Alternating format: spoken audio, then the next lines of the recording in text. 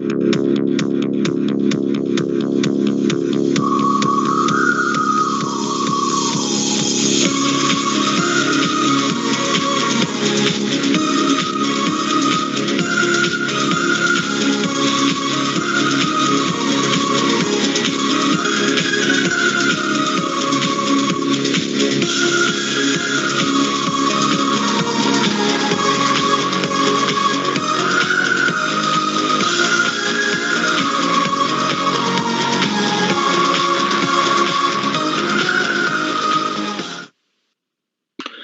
good evening and welcome. Welcome to Rangers Radio. Joining me tonight on the panel is the three amigos, Jaffa, Bridgeman and our Linda. How we doing, boys and girls? Oh, you're on mute, Jaffa. Linda, how you doing?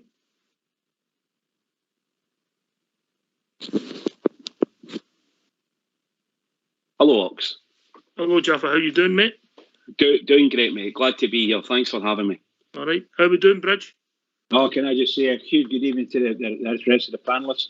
Massive good evening to all the guys in the lobby and to all the Rangers fans that are listening in all over the world. Look at us now.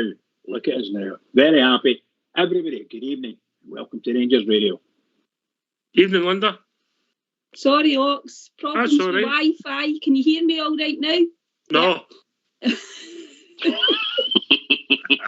You wish. Evening, everyone. I hope you're all keeping safe and well. All right. Okay. How are you, Jaffa? How are you, Linda? We've not heard from you. How's things? What did you think of the game at the weekend? Most ladies first. No, we'll not be sexist. Jaffa, you go first. There you go. We're all about equality, Linda.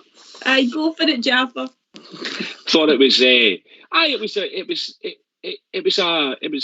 I thought we started well, Ox. I thought we were well in the game. They got the goal, which I think I've watched the game back. It kind of comes out of nothing. Sending off obviously sometimes can go against you, like it did with Malmo. This time we got our hands round their necks and we got the better of them. I thought we really stepped up. The second half was a great performance. I really enjoyed it. It was brilliant. The atmosphere in the stadium was amazing. So great 3 points, and it was a really good result. I can see why the fans and Steven Gerrard reacted in the way they did. It was a brilliant result, actually. Really good. Aye. Sometimes there's games in the season. It's just about the result, Linda, isn't it? Yeah, Ox. I must admit, in the way to the game, I was hoping for a really, really good performance in the 3 points, obviously. But after we went a goal down, I was thinking, just get us the win, Rangers. Just get us the 3 points. And we obviously went and did that. And we did play quite well, I agree with Jaffa. There was some really good football played in the game, Ox. And the sending off maybe did make a difference. But you can't argue with the red card. If you tackle like that, you run the risk of getting told to leave the park. So, but yeah, it was a really good atmosphere. The noise when the 2 goals went in was fantastic. So it was a brilliant 3 points. Really, really important, that. The last time I seen a tackle like that, Jaffa, was when Bridgeman dropped a pound at the bar in the Loudon. Try to pick it back up. What a shocker. It was a brutal challenge. It really was. That was a leg breaker, Ox. There's no two ways about it. If Aribo hadn't seen that coming and had the awareness to raise his leg and move out the way of it, he tried to do him, Ox. There's no way in my mind. I've seen plenty of tackles like that. I've been on parks when it's happened, and the intent, the speed he was going at, he had only one intention. He was going out to hurt him. Mm-hmm. We won't ask Bridge because he might indict himself. I'm just going to ask the question. It's a continuous diatribe that's coming out that it could have broke his leg. But if he'd have caught him, he'd have broke his leg, blah, blah, blah. And the truth of the matter is, he did catch him. He didn't catch him, which could have caused a broken leg, but he did catch him. So I think the foul that was committed was a dreadful foul. It could have absolutely killed his career, stone dead, if it had hit him the way he wanted to hit him. But I think, fortunately, Aribo pulled his leg slightly out of the way. But he definitely did catch him because Aribo was going for him. Okay. All right. Linda? Yeah, you're right, Bridge, you did catch him. And where I was sitting, because obviously it's real time, I'm not 100% sure like how high the boot was, but there was lots of pictures going about, and it was showing you, how high his foot was off the ground. And fair dues to the referee and the linesman, because I think they did consult with each other, because the linesman had a perfect view of it. But yeah, certainly all the narrative about the fact that, so many years ago it wouldn't have been a red card, well, that's irrelevant. It's a red card offence now, and the narrative about just because it's Rangers, people don't like the rule, but that is the rule, and you go and you endanger an opponent, then I'm afraid it is a red card. Yeah, I suppose if you go back in time, we were sending Wayne's up chimneys at one time, that was allowed. Easy money. You know what I mean? Linda, don't you let him talk to you like that? No, I won't let him, don't worry, Bridge. No, she was always all gas, Linda. Always warm in her house it was. He was all gas. Oh, I've been called worse.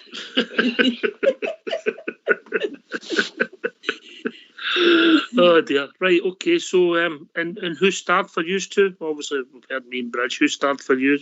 Linda.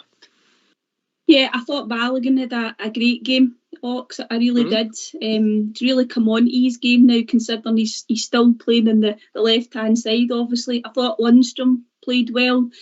And our two fullbacks get an assist each, so you can't argue with that. All right, fair comment. Jaffa, yourself? I thought Patterson had a great game, Linda, and also I thought Lundstrom played really well, Ox. I thought he was probably the man of the match. But you're probably not going to enjoy this one, Ox. My performance of the day, or the 45 minutes, I thought Hadji was brilliant in the second half. You're breaking up there, Jaffa. You're breaking up.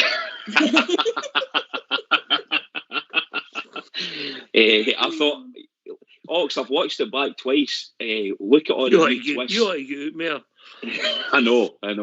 Some of his intricate play, some of those wee twists and the balls, the reverse ball, he tried it 3 or 4 times on the day. He was unlucky not to have one of them to come off. Nobody else was reading the move, to be honest with you. The pass he made in the first minute was absolute class. I don't know where you were sitting, London, if you picked it up, but he gave them all the eyes, and he played a lovely pass, and it was literally the first minute, and he has got that in his locker. I'm never questioning his ability, Linda. Honestly, I don't. No, that pass, it was I think it was a wee reverse pass. It might have been Scott Wright, actually, and he was just off it. See if it had just been maybe 2 or 3 yards softer, Ox, I think Wright would have got onto it. But I do remember the pass you're talking about. The difficulty with Hadji for me was that he did some really good things, and then he couldn't make a 15-yard pass to Patterson. He played the ball out a couple of times, and there was a few groans around me in terms of that. But I'm just looking for consistency from him. What's your point then? He knocks it in for 150 yards with his 8-iron, drops it within 6 feet and misses the putt. You've never done that? Plenty of times. just point out, Linda, just point out. I quite like that analogy, Ox. It's quite good. Consistency we're looking from Mr. Hadji, I think. Sometime when he puts you for the windmills and that get in the way, didn't he? You're right though, Ox. That's a great analogy, because he is kind of like that. He would get the ball out of the bunker with his 6-iron and probably put it on the green.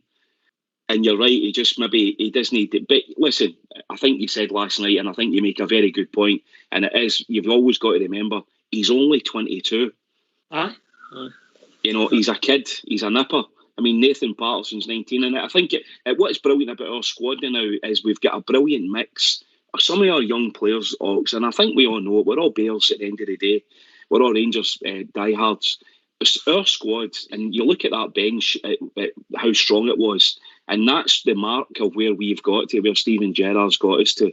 And I'm a happy Bear right now, really happy Bear.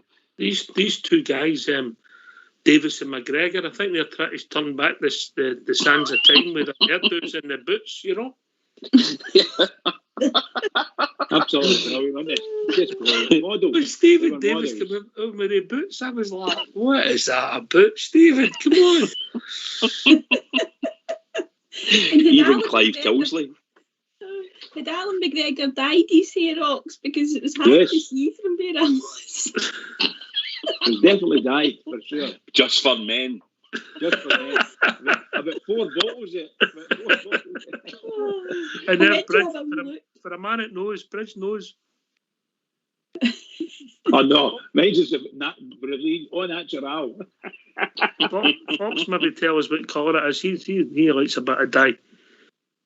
Yeah, but I've got to admit, I thought Alan's here. Stephen Davis's boots were worse. I've got to be honest. They were bright, weren't they? All he needed was a high vis on. He could have directed the traffic, wouldn't it?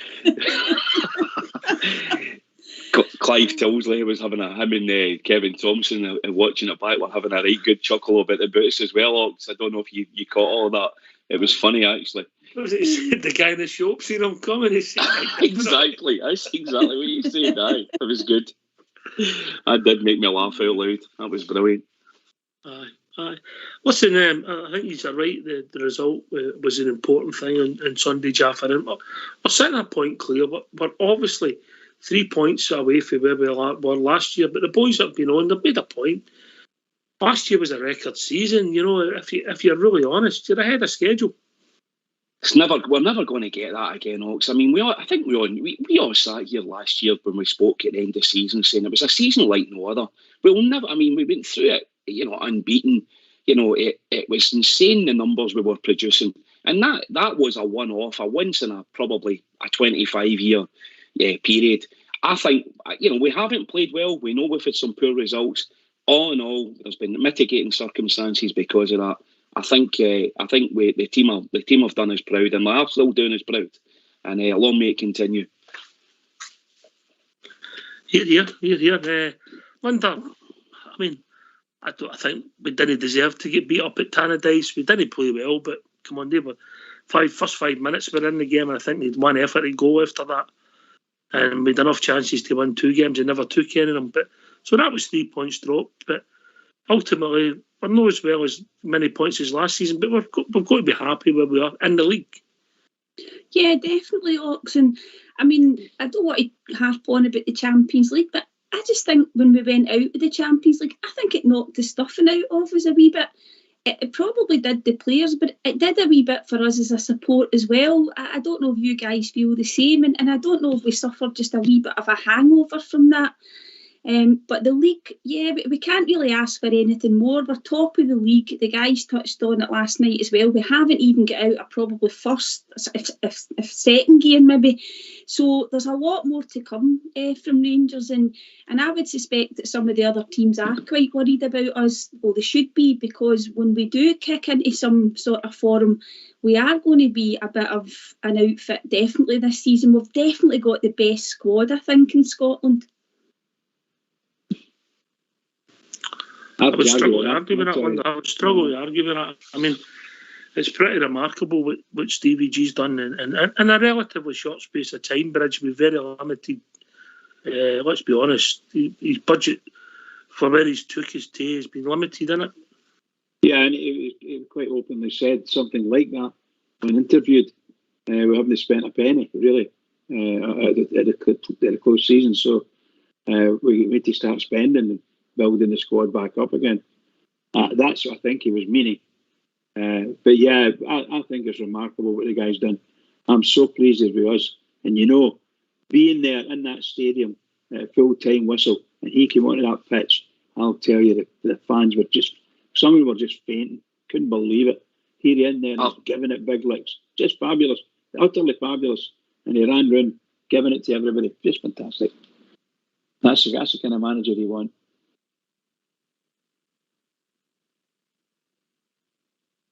And you come, Jaffa? I was just going to say, I love that, guys. I see when he does that, I love that. I would never tire of that. I mean, I know you can't do it every week like the other lot do, but it can the choir. But I love when Stevie G does that, and I think the fans get. I think you were saying last night, Ox, and I think you've nailed it when you said it. I think it was just a case of, come on, we're all in it together. We keep saying that, Big Stevie was talking about it last night. Rather than, I know it's difficult when you're in game time, when you're in the stadium and a pass goes awry. You don't kind of get a bit mumpy. But I think in the main, guys like Barisic, I think we all know he's a bit I think his heat goes down quickly, doesn't it, Barisic? So I think on that side of the pitch, it's always good to get behind guys like that rather than, get on their case, because it can really it can hamper their game big time. We can be overcritical, would that be fair? Wonder we can be, but we've got high expectations, yeah? Yeah, we're a hard crowd to please, and when I go to the games, I think, right, just be nice and calm today. Don't get yourself bothered about anything if there is a stray pass or if we go a goal down. But that all goes out the window as soon as the match starts, and you just can't help it. And even when we did go the goal down, we're all just saying, oh, goodness, is this going to be one of these games? And you start thinking a wee bit back to the first 2 seasons under Steven Gerrard and some of the performances that the team put in then. But then, honestly, it was just totally different, though, Ox. Once they got the equaliser, you just knew that they were going to go on and get the winner on Sunday. But see the bit at the end as well with Gerrard, I know he says he doesn't really listen to the outside noise, but there was a lot of talk about Hibs, wasn't there, in the build-up to the game, and how they're a young team, they're playing great football, and what they were going to do when they went to Ibrox. But it certainly just put a few gases at a peep, I think. Well, obviously, they've got to play a couple of games. I think they play potentially on paper, traditionally be tough games. They've still got to play their sister club, and then they've got to play Aberdeen. So, they could quite easily, if we go on a run, Jaffa, then they could be 10 points behind us quite quickly. Yeah, sister club. It was a good one when I noticed it. Lot of bricks through your window, innit? Can be arranged, just brilliant. I like it. Yeah, they could be Ox. They've had it could be viewed as being the easier start, if you want to put it, of the top 3 teams at the top of the table now, between myself and the 2 Edinburgh clubs. Obviously, Hearts as well have come onto a game. I watched their game at the weekend. They looked pretty decent. So it's nice and tight up there, Ox. But like Linda said, we've got a brilliant pool of players, and I think once we click into gear, into full second and third gear, I think the Glasgow Rangers will show the true grit that we get us through the season. Did we hit third gear on Sunday for little spells? Maybe I know it was against 10 men, but did we hit third gear? Would you be happy with that, Linda? Yeah, I thought we did it in the second half, Ox. Mm-hmm. And I think it was Albert had said in the post-match show that he thought that when Aribo and Kamara went off, the pace of play really lifted. And it's not any disrespect to those guys, but I do think they slow the game down at times, Ox. And after they went off, I think particularly Kamara, I thought the level of the pace of the game really increased, and I thought we looked like our old selves, definitely, Ox. All right. So we reached third, still with a couple to go, Jaffa, then Bridge. Oh, definitely. Aye.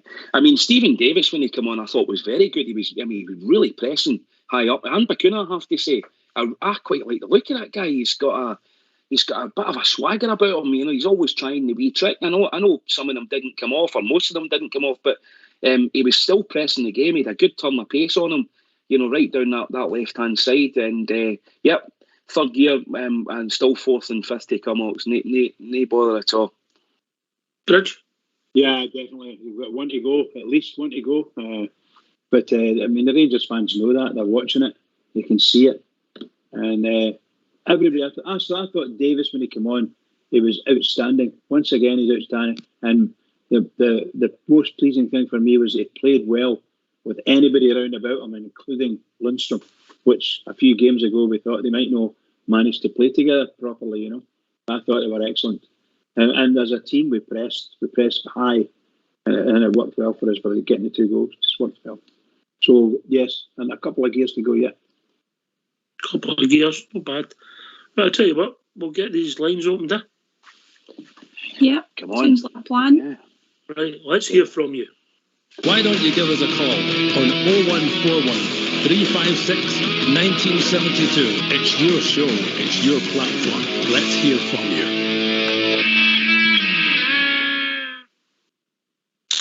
All right, come in. Ask your questions. We've got two intellectuals in tonight. Myself and Bridgeman, and then we've also got Linda and Jaffer in. You are awful, Ox. Sometimes.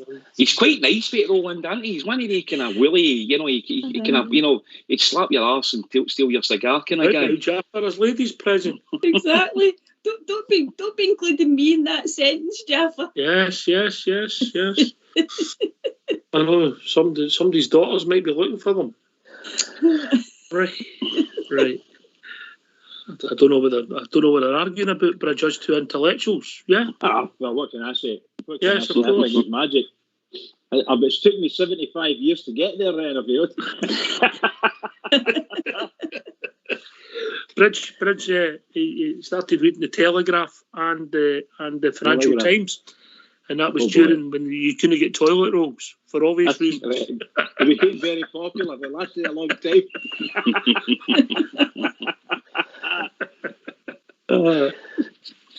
Remember the days footsie meant something else, Jaffa?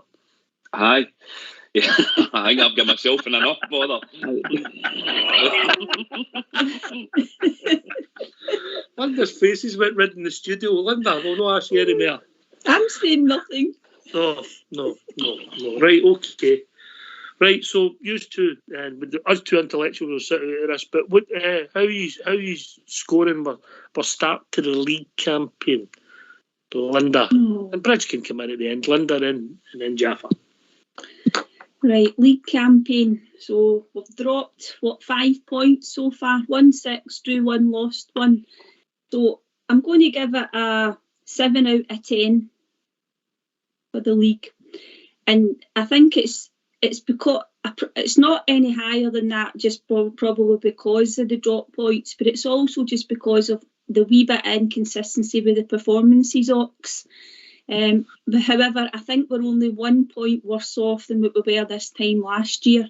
It's a 7. I think we'd one draw, and we've dropped 2 points by this time. I think right. I'll check it out, and obviously we'll drop 5. Yeah. Yeah, so that might have been Sunday we were talking about that. Right, okay. So I'm giving it a 7 out of 10. All right, that's fair. That's fair. Jaffa? I think you're bang on, Linda. That was a number that came straight to my head. About a 7 out of 10, Ox. I think there's loads more to come. I mean, we've got obviously some big players sitting in the, coming back from injuries like Kent, and for a few of the guys we still need to get up to speed. Great to see today, just on that note, Ox. I don't know if you saw, but I think Ryan Jack was out training today. Yeah. Maybe Stephen Davis was breaking their boots in for him.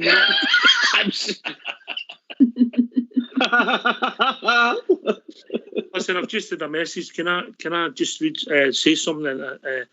I don't want to go into it too much, but to Mary Marr, who's one of our advent listeners on Facebook, thank you very much for everybody here at Rangers Radio. Thank you. Right, that's for Mary. Right, but look, 7 out of 10. I think that's pretty fair. I think people are thinking, well, Europe's not been as kind to us. Yeah, it hasn't been.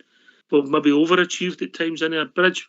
We're in the semi-final of the League Cup, play that team again, beat them, we're in the final, and we'll see where that takes us. Yeah, so domestically, okay, yeah. For me, yeah, I have to agree with the other two. I'd say it's roughly 7 out of 10. I think we've been quite good in a lot of games. The other games we've been a wee bit off.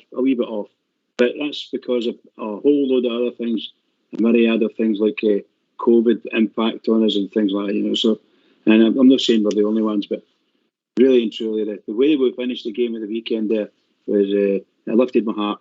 It lifted my heart. So 7 out of 10 for the season so far.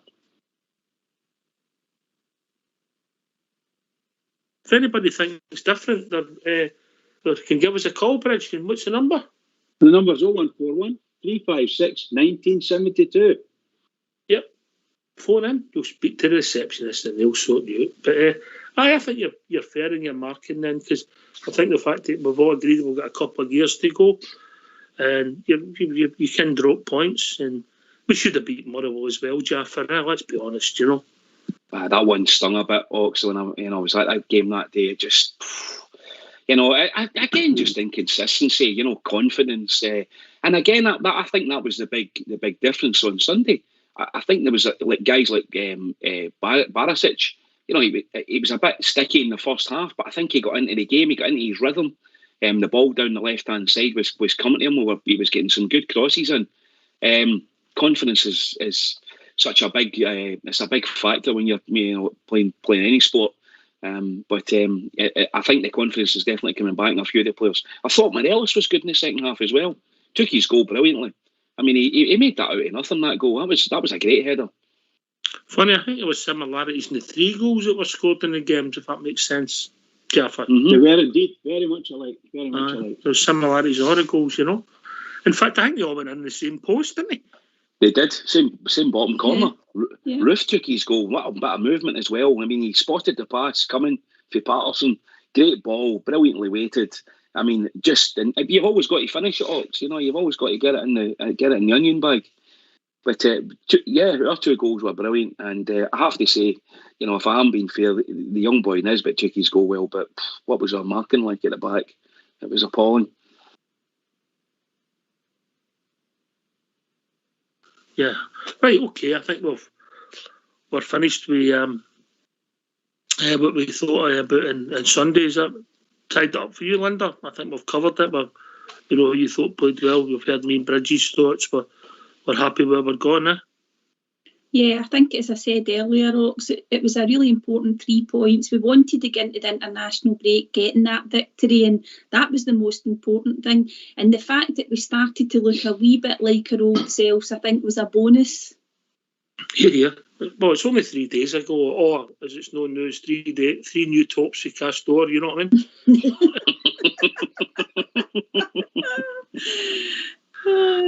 We beat the Hibs top, that'll be the next one. I'll need to buy it right enough. Well, aye. Christmas is coming up, Linda. Christmas is coming. Oh, definitely. Is that true? We've got a 4th kit coming out then, Ox. Is that right? Aye. I wouldn't be surprised, mate. I wouldn't be surprised, I do, if the rumours are true of what they are and what the kit is and what it's what the actual back to it is, I would love a kit like that. I've said that for years, to when the club actually started. But we'll wait and see. I think there'll be something connected with the founding fathers, mate. Yeah? Yeah, exactly. No. But you might have the original somewhere, eh? But no, I think you're right. The sort of blue and blue top, white trim, and the white shorts and black and red socks. And we still wear the black and red socks, and we still wear the white pants. Slightly different tops, of course, because of the different colours and the sort of advertising. But I would like to see Rangers try it in the same style as before, and that might happen for next season, for instance. It's a big season next season as well. Really good. And once we win the league this season, we can do what we want. Simple as that. Mm-hmm. We'll see what it takes. As I'm sure there'll be something coming, and then we're up to Christmas. Call me cynical, but you've got to market. We've got to buy the stuff to support the club. It's a real chicken and the egg. You're going to the world. Supporters have only got so much to spend. They've got to be selective in what they buy. I know it's an emotional buy role under, isn't it? Yeah, it is a wee bit. But they've brought out so much stuff, Ox. All the training gear, a lot of that's really nice as well. So the Castore boys must have thought they've won a watch. And I'm hoping, obviously, that we're making quite a lot of money out of it as well. But and I think they've obviously signed up with some other sporting organisations and teams as well. So I think it was a bit sceptical when we signed up with them, but I think it's been a success. Aye, I mean, obviously you had teething problems, people getting stuff that wasn't right. I think that would happen at some point in most kits were issued, Jaffa. Yeah, just at social media, you hear about these things a lot more now. Yeah, I mean, you're right, Ox. And it is a shame when things like that happen. A few people, a few garments can be damaged. And I mean, remember there was the initial issue. In fact, mine was one of them. Mines were getting cigarette burns on them, wherever they were lying in some, transit depot somewhere. But they sorted it all out. Mine's was replaced, no problem. But it is, social media can explode very quickly, and it can make things, I guess, the mountain getting turned into the molehill getting turned into the mountain very quickly. And there's only two or three. The amount of numbers that we have as well as a club, and obviously the fans were wanting to buy into a new kit supplier. And some of the numbers that were given out last year from the kits that we sold were just, eye-watering. It was an understatement. My information is a reliable source. We sold the most kits in the UK. We didn't sell the most kits as a club, but we sold the most kits in the UK. Yeah. That's staggering, Ox. That is... The numbers that's involved in that is... but we all knew that as Rangers supporters. I had this conversation with a couple of other fellow supporters, and they were saying, we wouldn't sell any more than 100,000 kits a year. And I'm like, you're miles off. You're miles off. The global reach of our fan base is quite something. And this programme echoes that, because we get guys from all over the world and girls that phone here regularly. The Castor, quite frankly, I dare say Rangers are very good for Castor, and I hope Castor have been very good for Rangers. When the finances show that. When I dealt with him and I complained about me and Bridge, we had a similar complaint. With the tops we got, they took the medium label off, and we won it. They handled it quite well, Bridge, didn't they? Absolutely. I noticed it, just on that same note, Ox, I noticed that one of the recent games I was at, in fact, it could have been the Motherwell game, as I was walking up the Kings Highway. They had a kind of a Castor van, an outpost van, parked up. Don't know if you saw that. They had some new kit getting launched that day. It may have been the European game, and they had the purple kit, the lilac kit, getting punted out of it. It was like because the queue at the shops, incredible. Every time you go up, it goes on for miles. But is it not pleasing to see that, Linda, when you consider where we were for 5, 6, 7 years? Yeah, we used to get into the shop just to get out of the rain, Ox. We used to go to Ibrox when it was, before Castor came in, but everybody's going in to buy goods now. But okay, it's absolutely fantastic. I think sometimes there's just maybe been a bit too much, maybe just one after the other. But it's just what it is, and yeah, we'll continue to buy the stuff. There's absolutely no doubt about that.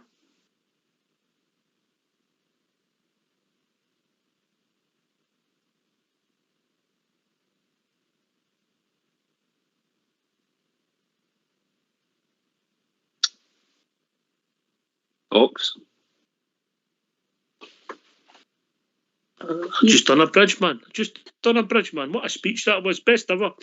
And, bridge, man, I was just saying that some people like certain tops, some people won't like them. It's individual choice. It's just what people like, innit? Yeah, absolutely. What I would love them to do, I'm not being funny when I say this, so please forgive me. I would love them to do some sort of survey of all the Rangers fans, or give them a website they can go into and sign on. Join up, sign on, and give them an idea of what strip they would really like. Some sort of commemorative strip for the fans. We've done that, Bridge. We've done that. No, I would like them to do it from a worldwide perspective. What would you like? Unless we've covered it already, I do apologise. They had focus groups when invited fans to take part. I think last season, mate. And I think, if you remember, we were represented, yeah? Yes, but we were represented by a certain Port Bear went along, yeah, to meet. There was a vast area of people there. What strip came out of that then, if you don't mind me asking? I don't remember. I think the one that was mentioned was the purple one was mentioned, mate. Oh dear. Okay. All right. I'll say no more. You were on the show, mate. You were superb that night. Yeah, I believe you. Brilliant, Bridge. Do you know what I'm think back now? You remember when Young Port he fed back to? He went, and then the next night he fed back to his about the focus group, yeah? Yeah. And all the stuff had been out, and they were speaking to fans for a lot of different organisations, a lot of different ages, and a lot of different people, yeah. Obviously, it's only a focus group, Linda. You're not getting everybody's thoughts, Yeah, I know. I do remember that, Ox, and it was quite interesting to hear that they were getting some feedback. So hopefully they've taken on board what the fans have had to say, and we'll just need to wait and see what it turns out like. But I hope it is going to be a seller, because of the significance of the the time and what we're celebrating. It would be disappointing if we didn't like it. But I could always kind of splits opinion anyway, I think. Jaffa? Yeah, I saw some again, this is pure speculation on other kind of forums and so forth. The founding fathers talk. You spreading rumours? The white one, Ox, or the cream one? I think it might be with the blue badge. Is it I can't remember what they call the badge on it. Just excuse me, is it the pendulum or something they call the badge on it? The blue badge. Yeah, the blue badge. Aye, I think that's the top that's getting speculated on that they might be coming. The next one. Personally speaking, I think that's a cracking top, and I would love that to come out. That would be part of I'm a collector, though. I do collect Rangers tops, and that'll be part of my collection. So I'll be into that. Aye, I hope so. We'll see what it takes us, and I think if that is done and marketed right and done right, it'll be really popular, Bridger. Oh yes, we're looking for that's why I was asking for all the Rangers fans from all over the world. Just get right in, get to a website and tell them what colour we like and see what happens, see what's the best one. And that cream would sounds really nice, and Jaffa's keen on it. And I dare say everybody would be quite keen on it. I'll apologise to everybody. I actually don't remember it. I don't remember it. So no, I don't worry, mate. It was a while ago. I think it was last week or something like that. That's correct.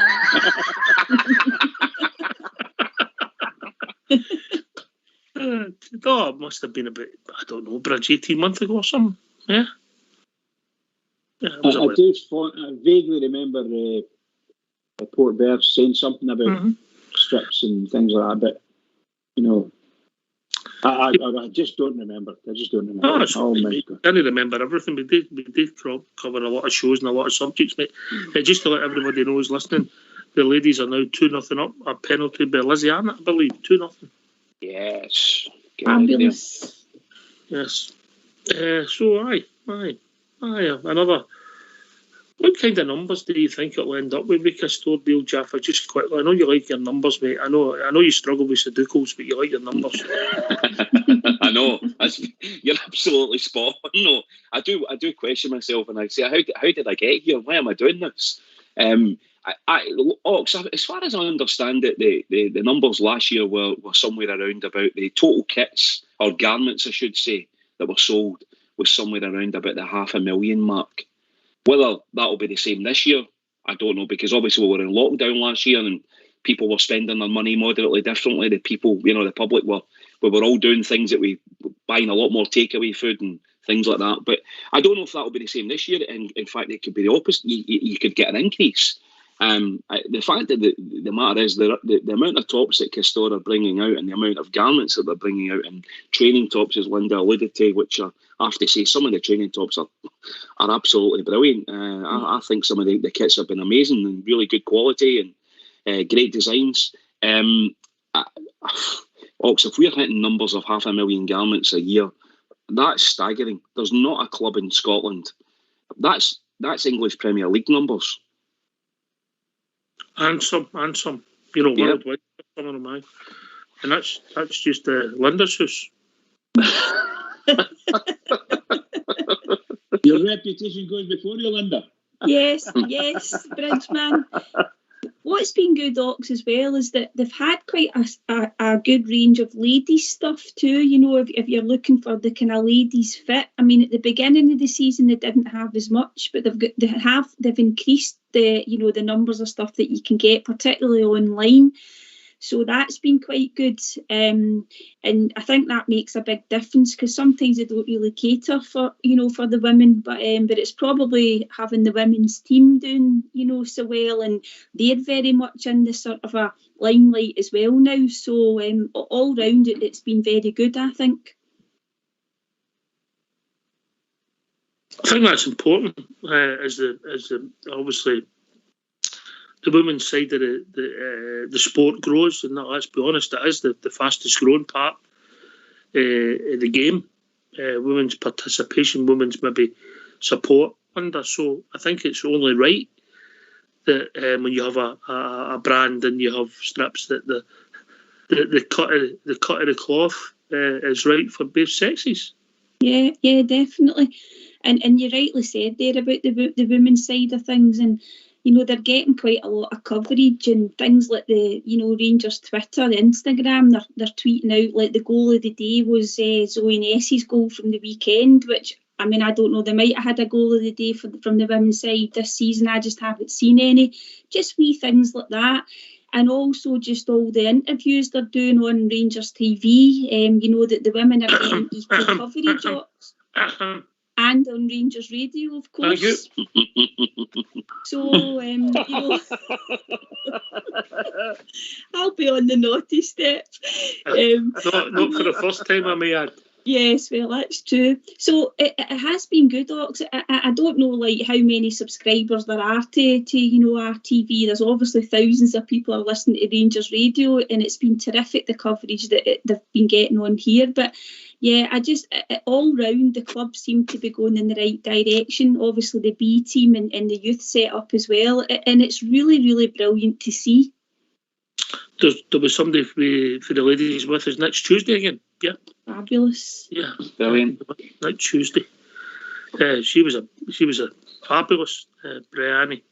Yeah. Absolutely superb she was. Yeah. What about the Rangers B side, Docs? I don't know if we could get any of the young lads on from the B. We've got something lined up. Oh, yes. We're working on that, Jaffa. We're working on that. Brilliant. Because again, obviously the fact that the B team are in the Lowland League, I was listening to a great interview by young Murray Miller yesterday or the day before. Mm-hmm. And he was chatting away about how the B team now playing in a structure.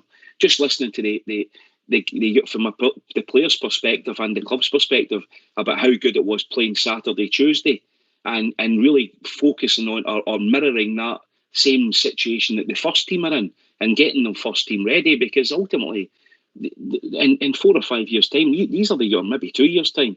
Nathan Patterson was playing for the B team only 18 months ago. Get these, if they're good enough, get them in the first team. And the more kids that we get in the team and break through, and the ladies team as well, I have to say, I'd echo that. It's brilliant. The club's in a great place. The backbone of our club is really, it's never been stronger. Never been stronger. No, I think Dave King was the man with the ladies team, women's team, girls team, whatever you want to call it. That set up, he was one of the driving forces with that. And obviously, Craig Mulholland came into the club and he's started putting bits and pieces slowly, and then along with when Stevie G and all the other people came in, obviously Ross Wilson's come in, so all the jigsaw pieces are slowly. And these things aren't going to be instant, Bridge, are they? No, they're definitely not. They've got to be built on. It's got to be built up nice and things are steady. And then release it all. It's just got to happen like that. That's the way it is, In my opinion, that's the way it's got to be.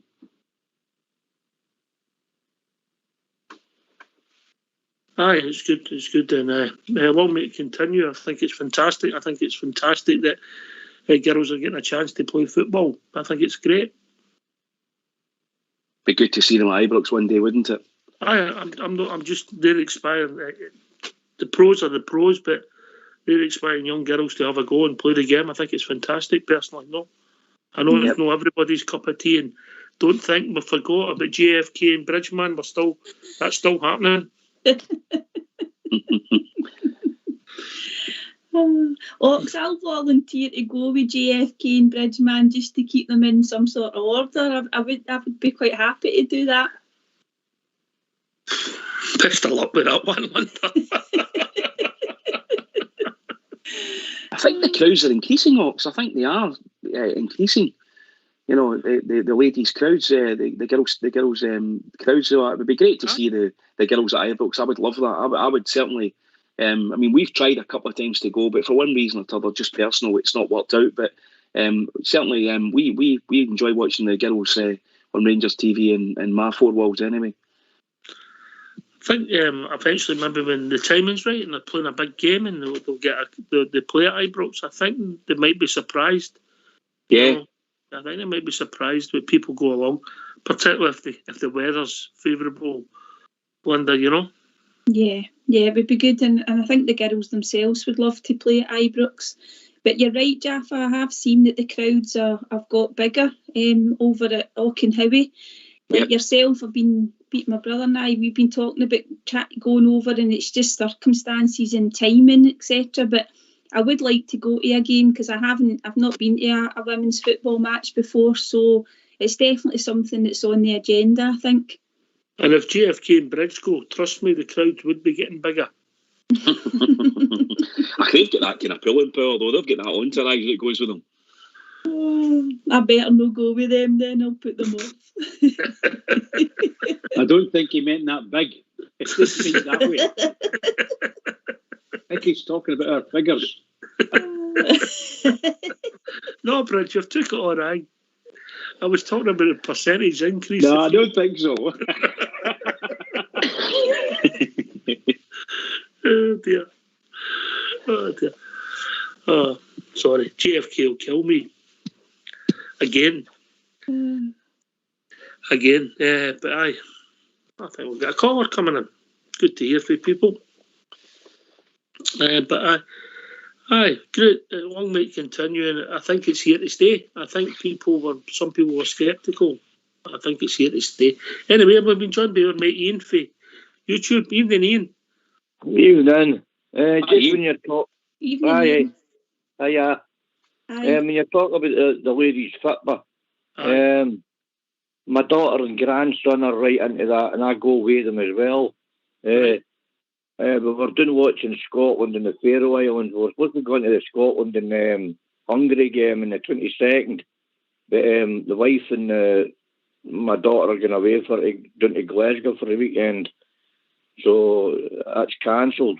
But just saying that, I watched Rangers ladies beating Hibs 1-0 the other day there on Alba, and it was the same day that we won, and it was absolutely amazing.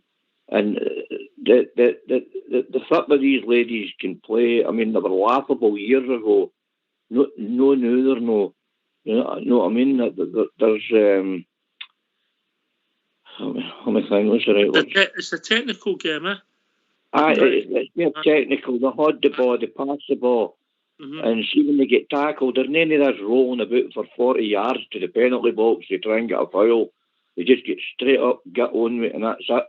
You know, they're a credit to the ladies' league, and I think Rangers are lying second under Glasgow City now. 1-2 tonight, Ian. We're 1-2 tonight. Oh, are they? Aye. Oh, that's absolutely brilliant. So it was just basically that. I was going in about the ladies' football because my daughter follows the Women's Super League in England. She's what is she? I know she's female. I hope your daughter's female. Well, in I hope so, aye. In this day and age, you're frightened to say anything, aren't you? But carry on, Ian. I know. She's a Man City fan, even though they get gubbed a couple of weeks ago. But she never misses them. She's downloaded the app and she watches it every weekend. And my daughter was a football player. She played for a few teams for school age up until she was about 20, 22 or something. So, I mean, I've got two boys and I've got a lassie. And the two boys, I think, would as well go on Strictly Come Dancing without them, you know what I mean?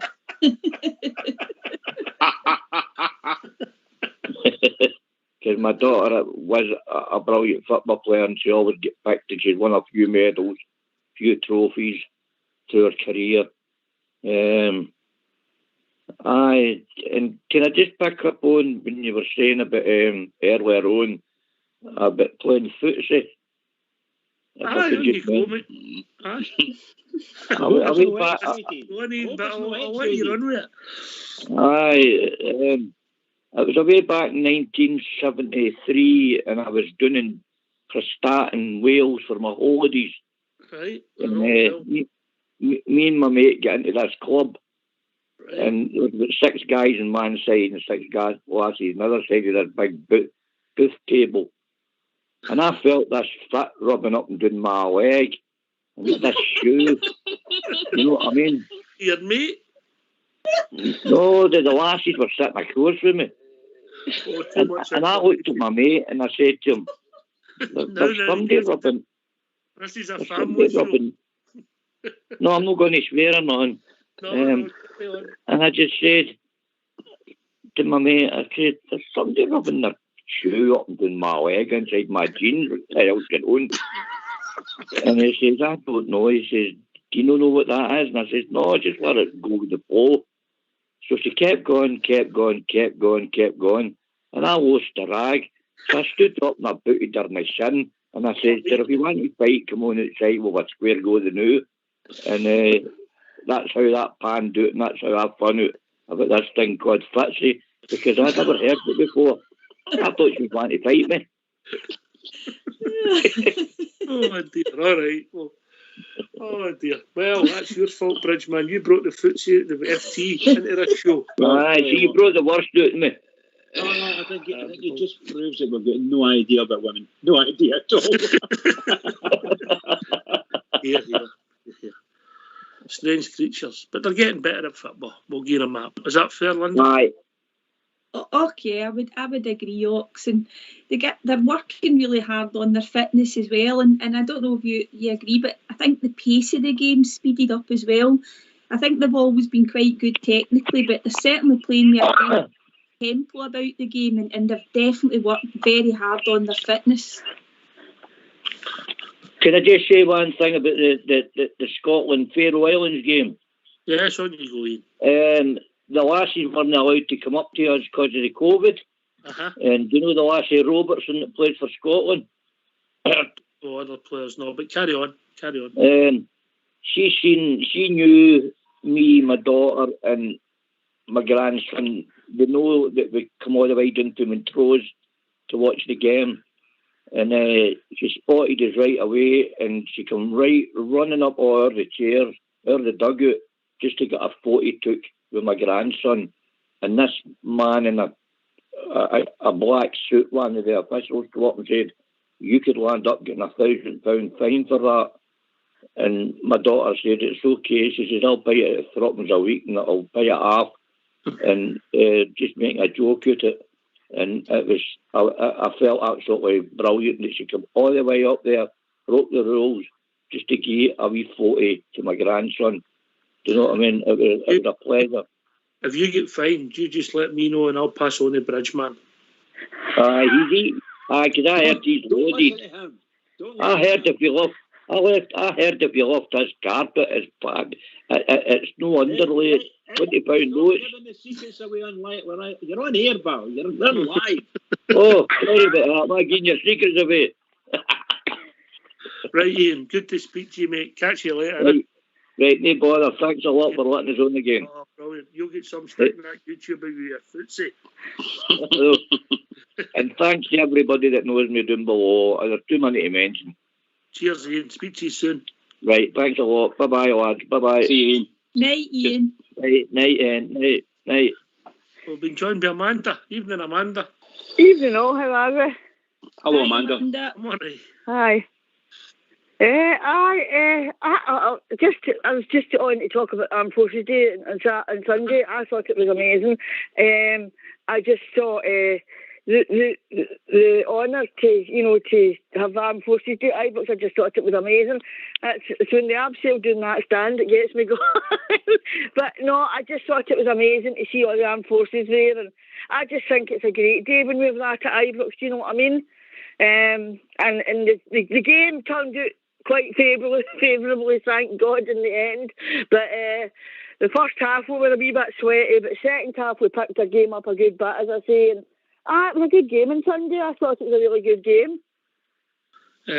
Well, I'll pass you on. There's only one man that can answer this. This was the guy who was parachuted into Arnhem. That's Bridgeman. How you doing, Bridge? By the way, I never found Arnhem. Oh dear! It was a bridge too far. Man, it was too far away. Anyway, yeah, sorry about that. No, I think I agree with you. I thoroughly enjoyed this Army Day, the Forces Day. I thought it was brilliant. I always love these things. I think it's one of the saddest days is when the major complaint went in about told lies about the soldiers and sailors all singing the bad songs and things like that. It was just disgraceful. Absolutely disgraceful what it did. Anyway, I love it, and I thought it was tremendous and a big hit. I did think it would be better off with a big gun, but I remember they complained about that as well. I don't think I could handle the big gun in it. No, but you that's a good point. My nerves are shot to pieces as it is. If we put the cannon on, that would just add to it. Remember where the cannon sat? Right in front of us. The sprinkler attacked me on Sunday, I know. The sprinkler decided to blow in the wrong direction and started blowing on me. But never mind. Oh dear. So anyway, I thought the second half on Sunday we upped our game a good bit. I thought Patterson had a fantastic game on Sunday, and I think he covered every blade of grass. I think the whole team upped the game. Second half, Alfredo.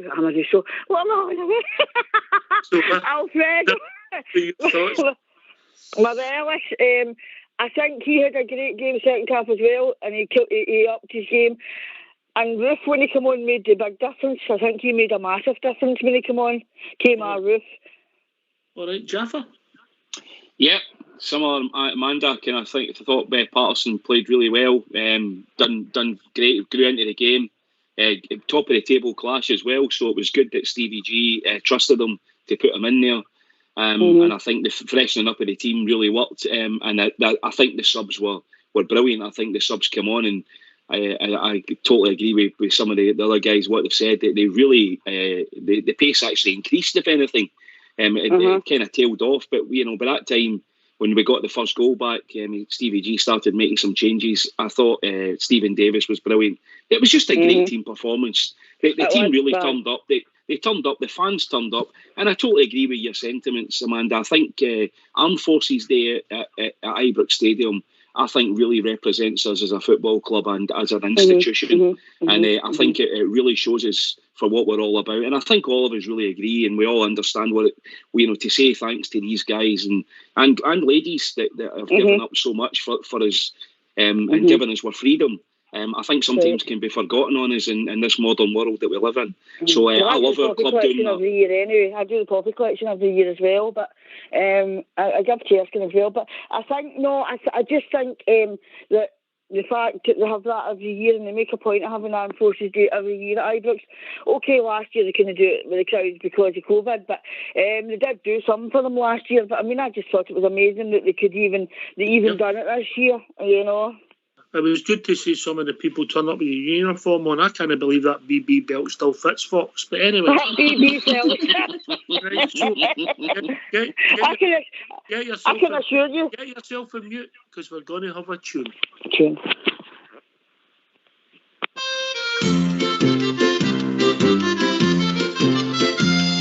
The statement I do make, and it is no mistake, about a football team that plays down Parkhead Way. They're a shower of diving shouts, and you know that I am right, for that's the way the Glasgow Celtic play. They were playing against the Hearts when the ball ball went into the box. Chris Sutton, he dived down onto the grass.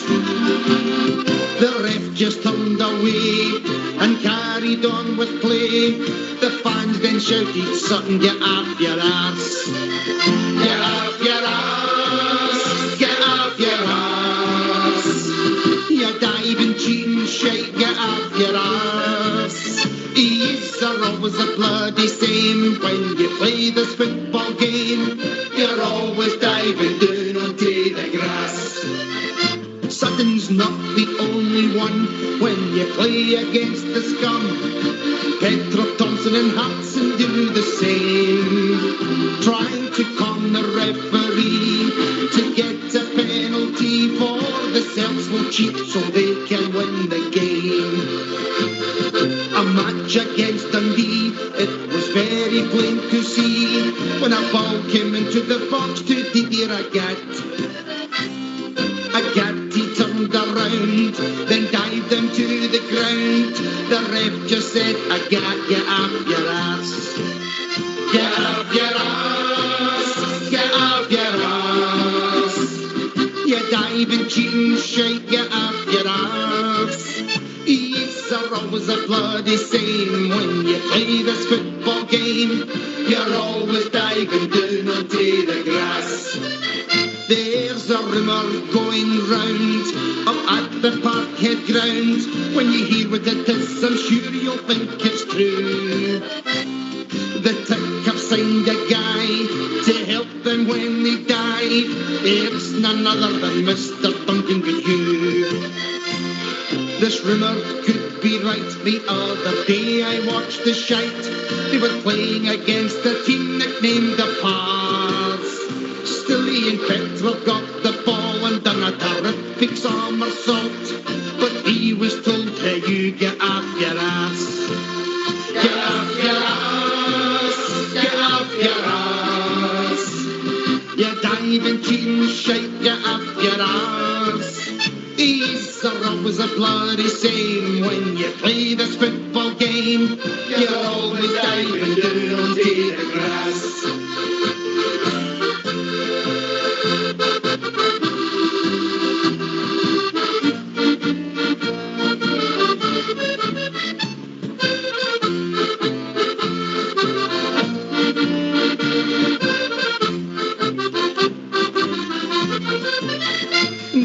The diving still went on when the Celtic played the Dons.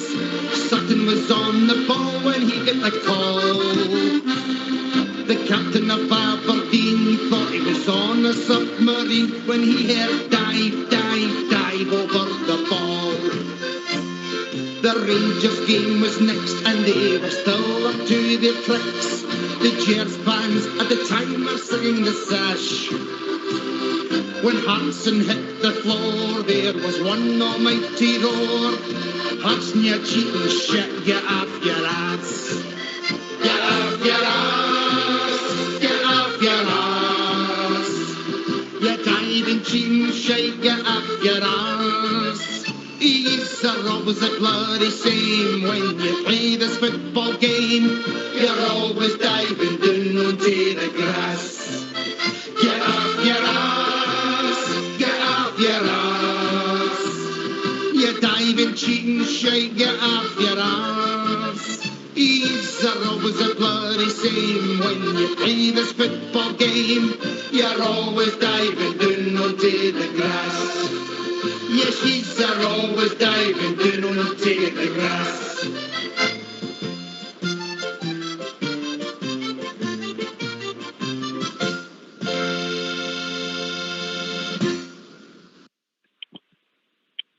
Why don't you give us a call on 0141 356 1972? It's your show, it's your platform. Let's hear from you.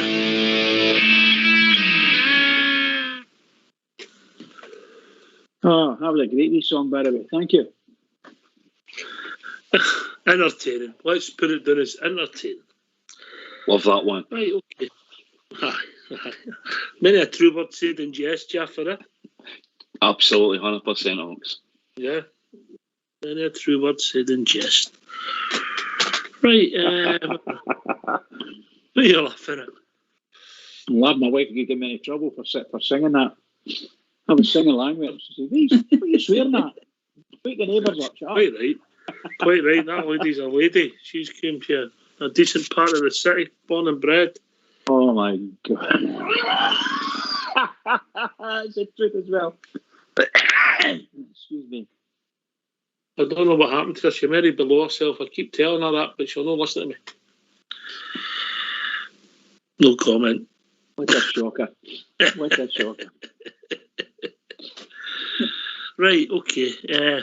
I think Fox is going to. I think Fox has got something he wants to maybe speak to you two about. Obviously, I don't know what it is, but you come, Mr. Fox. How are you doing, brother? He's not talking to you. This is news to me, but what is that I'm supposed to be saying? Is it what we were talking about earlier on? Oh, who host them? I don't know. Can you hear me? I can hear you now, mate. Aye. I can hear you. Aye, Yeah, can't loud hear and you. clear. Well, let's hear it, Foxy. Let's hear it. Oh, we've lost him. He'll be back in a minute. Don't know what's happened. You've to him. upset him. He may have company, and you know what he's like.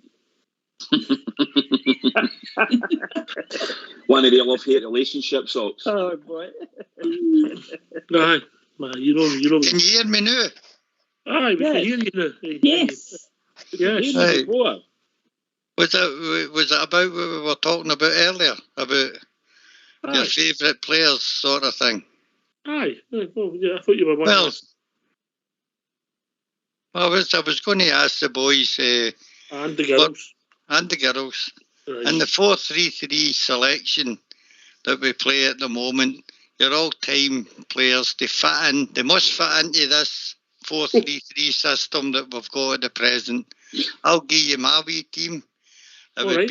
be McGregor in goal, because he's used to the system and he's a top goalkeeper. Right back would be Sandy Jardine, because his ability to defend and go forward. Centre halves would be Butcher and Amoruso, because of their strength in the air and danger in both boxes, quick in the tackle and strong in the tackle, good positional sense between the two of them. And at left back I would have Arthur Newman, who, like Sandy Jardine, good defender and a good threat going forward. In the midfield, which I found was very, very hard to sort out, but we've got to understand it's a 4-3-3 system. So I would, on the right-hand side of my three, I would have John Gregg, who could do the job of being in the midfield and cover for the advancing fullbacks. In the middle, Paul Gascoigne, don't need to say too much about him. And on the left-hand side, Giovanni Van Bronckhorst, who, like Gregg, could play the midfield and cover for the defenders. Up front, I had a great think about that, but it would definitely need to be Brian Laudrup, Ali McCoist and Davy Cooper. That would be my 4-3-3. Anyway, look, I'll give you 3 subs to add in with that, Fox. Oh, 3 subs. Can I not have 5? 3. 3. Oh God, going to be hard this. I'm between Alberts and Durant for the midfield. I'll go to the centre back first. McKinnon, Ronnie McKinnon. Mm-hmm. Tremendous centre half. Midfield. Oh God, between Alberts and Durant here, but I'd probably plump for Alberts. Oh, And- controversial.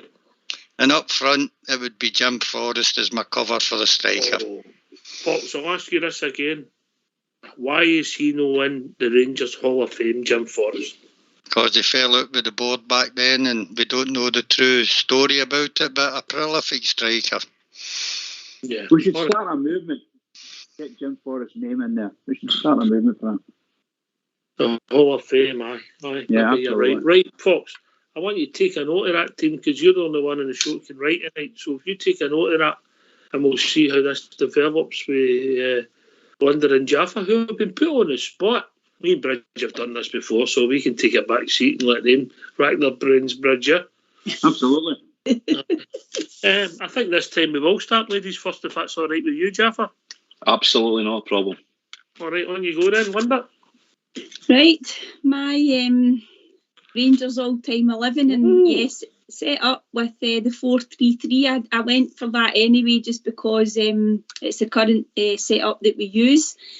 I've got McGregor in goals. It was a toss-up between him and Gorham, but I think McGregor's overtaken Gorham now, just my opinion. My back four is Gary Stevens at right back. My centre-backs are Gough and Butcher. And my left back is David Robertson. I had swithered about Arthur Newman, but I've gone for David Robertson. My midfield would be Trevor Stephen would be on the right. I've got Gaza in the middle, and I've got George Alberts on the left. And my forward three is the same as Fox. I think he said Loudrop, McCoist and Davy Cooper. Okay. Substitutes, we'll give you three as well, Linda. Right, substitutes, oh wow, there's loads I could have chosen, but I'll go with, I've gone with Fernando Rickson, because he can cover in midfield or full back, Stephen Davis, and I've gone for Mark Hateley. Oh. Great All right. team. Aye. And Hateley could cover for the centre backs. I remember seeing him playing there once at Kilmarnock. Can I ask him about that? Right, okay. All right, okay. There's a few similarities there, but aye, okay. Jaffa. Geez, I'm on the spot. I was going to steal a few Foxes here and a couple of yours, Linda. I'm going to go for. I would go for the goalie in the Sticks. Just the amount of times I saw him, the saves he pulled off. Not that McGregor's not. McGregor has, but the goalie, Sandy Jardine on the right. I would probably have went Gough and Butcher at the back as well, with Davy Robertson at left back. I love Davy Robertson at left back. I thought he was brilliant. Van Bronckhorst on the left hand side, and Stephen Davis in the middle, and Ian Durrant on the right. And up front, I had the same front three I would probably pick as Fox, which would be Loudrop, McCoist and Cooper. Is that because it's a 4-3-3 formation for both of you? You know? Yeah. Aye. Okay. I mean, Alberts, and Gaza. I mean, Gaza would be on the bench for me, and probably up front I would have had Michael Moles as my sub on the bench. Gaza on the bench, Michael Moles on the bench. Wow. Thoughts, Bridgeman? I think that both Linda and Fox, their team was probably the closest to anything I would have put out. But the only difference would have been I would definitely have Jim Baxter in the left wing, the left midfield. And left half, Aye, definitely. And I would have had Van Bronckhorst at left back. And Arthur Newman down. I wouldn't have played Arthur Newman. But the rest of them I'm happy with, very happy with. Some smashing selections in there. I like Gaza in the midfield. Really good players. Great players. These are all great players we're speaking about, so give them that adjective properly. But I would stick with them. So I'm sorry I spoiled your team, Linda and Jaffa, but that's the team I would have made. Brilliant. I'm going to be honest with you. I think that I would have to have a place in that any of these squads, and I'll bring Fox in this if you don't mind, and then obviously because he's maybe Yuri's era, we're maybe far too young, me, Jaffa and Linda, but Derek Johnston. Oh, brilliant. Derek Johnson would have been one of my other subs if I was getting 5 subs, mate. I mean, you're talking about a guy who played in midfield for us, was an internationalist, both up front and at centre back. I think he's got to be in the 14 minimum. 14 minimum, in my opinion. My humble opinion, I may add. Linda. But, Yeah, right. well, All right, so, But you need to remember, we're talking about the tactics that we play at the present time. And I think it's all about pace up front, ability, able to control the ball. Big Derek was just a target man, mate. And Was he? aye, I think so. Aye. Are you thinking about the latter end of his career? No, I would say all the way through his career, mate. He was just a terrific header of the ball and all-round good striker. But I don't think he had the ability or the movement of a McCoist, you know. That's a bold statement. I bet you there'll be some support out there for Big DJ. Jaffa, thoughts? And then Linda? You know, it always strikes me when we do things like this, Ox, and that all of us are, you know, it's all subjective, of course, because we all see things just moderately differently. And that's great. That's what's brilliant about the debate. What an array of players we've had throughout the years, haven't we? I mean, Jim Baxter. I mean, obviously that's my dad's era, and my dad raved about Jim Baxter, Jim Forrest. My grandest. But yeah, I mean, some of those players, Big DJ. I mean, what a team! What an array of footballers. Bobby Russell's another one that I had in my head there. Just remember Bobby Russell playing against PSV Eindhoven that night with Gordon Smith. Remember the 3-2 game? What I loved that game. And Van Bronckhorst, I think Linda mentioned Giovanni Van Bronckhorst. I remember being over in Monte Carlo and sitting right behind the left-footed shot he scored against Monaco. Watching that game. What a goal that night. What a night that was. Lost their fortune that night. Lost their fortune. Fantastic players then. But I get it. I get Foxy's point about the 4-3-3, but I think Derek Johnson at his peak would outshone Alfredo Morelos. There's a bold statement, Linda. Yeah, you're probably right, Ox. I mean, I kind of just went for the players that that I saw the most, and and just during the times when when I first started, really supporting Rangers and watching the games. So Derek Johnston, I do remember certain things about him. He was a favourite player of my dad's as well, and yeah, he was an internationalist. So I'll give you that. But I just, in terms of up front, Ali McCoist to me is just epitomised everything about Rangers. I just loved McCoist. Cooper, couldn't leave him out. Would Ali McCoist being in your team if he'd looked like David Dodds?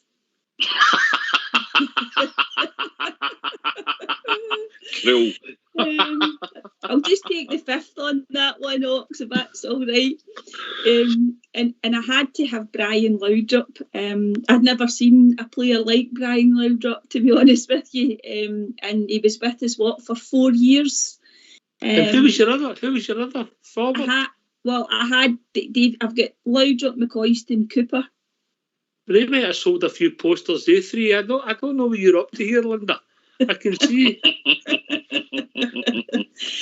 I couldn't leave Davy Cooper out because I don't remember very much about his early times. It was more when he came under Souness, and I know he had some brilliant games and he made a lot of appearances, etc., in his early part of his Rangers career.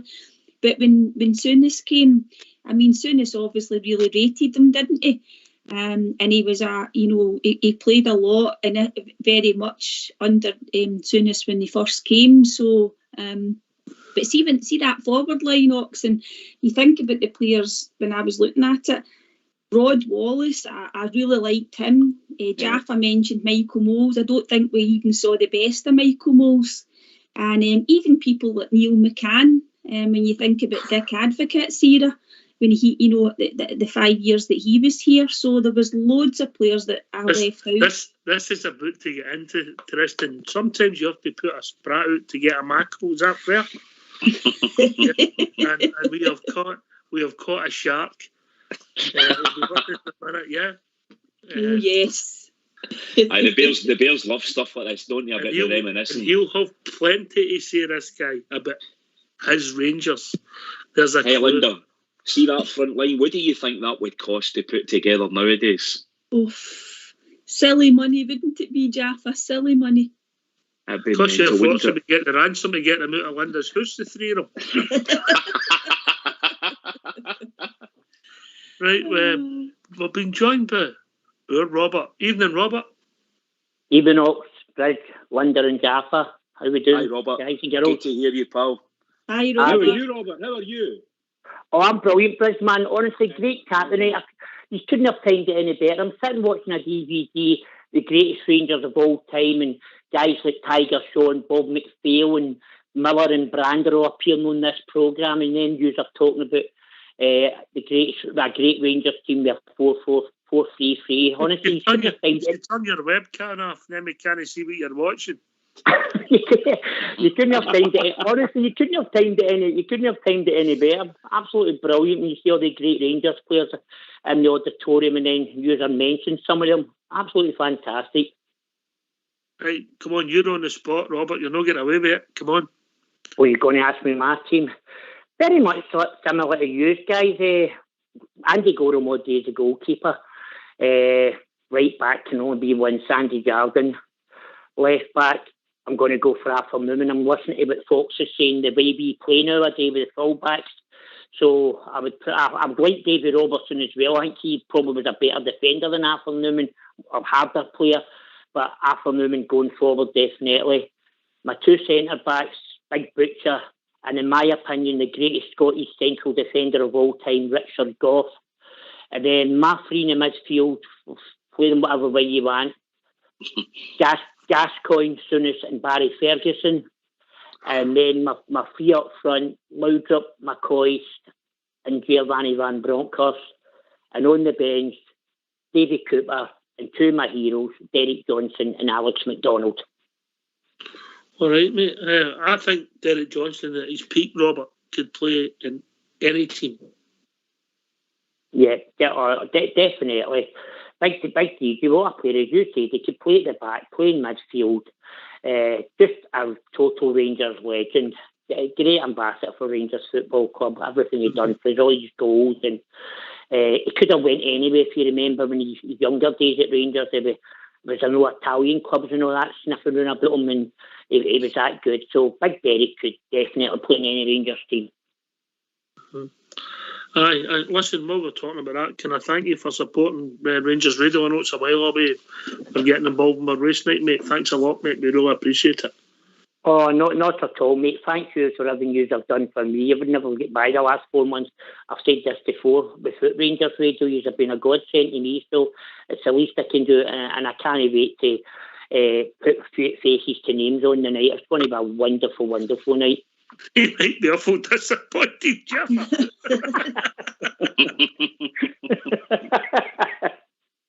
Can't wait to meet you, Robert. It'll be brilliant to meet you, pal. Be great. You'll not be saying that when you do meet me, Jeff. Put at the other end of the hall. We're all a bit like that, and we're all Rangers supporters at the end of the day. At the end of the hall, mate. There's only one guy sitting at the other end of the hall, and he might be with us in a minute. But aye, listen, it's all subjective, and we've been lucky. I noticed that the Advocate years are getting mentioned a lot. Amoruso's in it. Was he in your team, Linda, Amoruso? No, I had Gough and Butcher. I'm surprised Amoruso wasn't in your team. Well, yes, he would have made up the four. Maybe Hadji as well, Linda. Well, I don't know. Hadji's in my team. Anyway, I think we've been joined by Andy Felix. Evening, Andrew. Good evening. Good evening, everybody. Hi, Andy. Can I just ask a wee question Andy. before we start here? Is that guy Andy all right? Because he got some bashing last night. I felt like the Derry Donkey last night, and I wasn't even on the show. Well, sometimes you get this life, you get what you deserve. Hey! Oh, dearie me. Oh, bloody hell. Right, what my team? Have you recovered for the email? Oh, well, as I say, I got that because she read that out of me right enough, you know. I thought, I'm a cheeky so-and-so right enough, you know. But it is what it is, isn't it, like, you know. But, gee, that match, I was absolutely rolling about last night laughing at you lot. I thought, geez, I've not even gone in. Somebody said to me, get in there. I said, you are? I said, I'm getting battered not being on the show. Aye. Right, you've got your team. I've come up with one, right? I'm going to go, like, he's asking for, like, you know, in this system. So I'm going to go to Shagger in goals. Uh-huh. I'm going to go Sandy Jardine number 2, Robertson, my left back. Mm-hmm. My two centrals is Gough and Jaws. Now, my midfield, I'm going for Alec McDonald, Davy Smith, Ian Ferguson. My two wingers is David Cooper and Wally Johnston, and my striker Derek Johnson. Right, okay. All right. David Cooper getting a lot of mentions. When you think of the wingers we've had, Cooper, fantastic player. Not the greatest career at Rangers in his peak years, but start and finish was great, Andy. Yeah, he just had he had everything for me. He wanted to win and all that, right enough, and he's an all-time great, and what we achieved in Barcelona that night, So he would be in there. I think on the big games, he tended, for me, would turn up. He wasn't in Barcelona, was he? No, I thought you were talking about. Oh, sorry. I thought you were talking about Wally Johnson. Oh, Cooper. No, listen, Cooper would have played in any era. Whatever they said about whether he was moody or the one leg or could only kick with 1 foot and all that. That's absolute gash.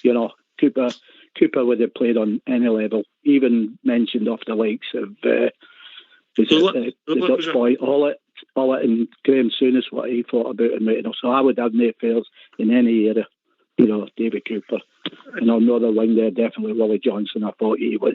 Tell me your midfield again. Your midfield was Ian Ferguson. Ian Ferguson for the total desire.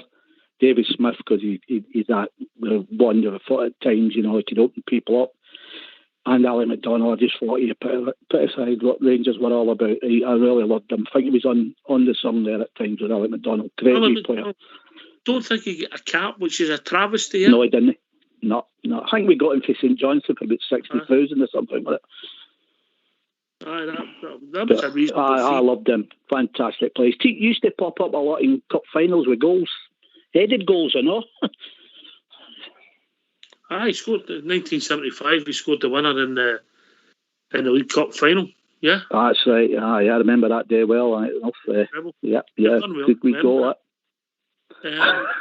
He was a great player. Yeah, And you come, Jaffa.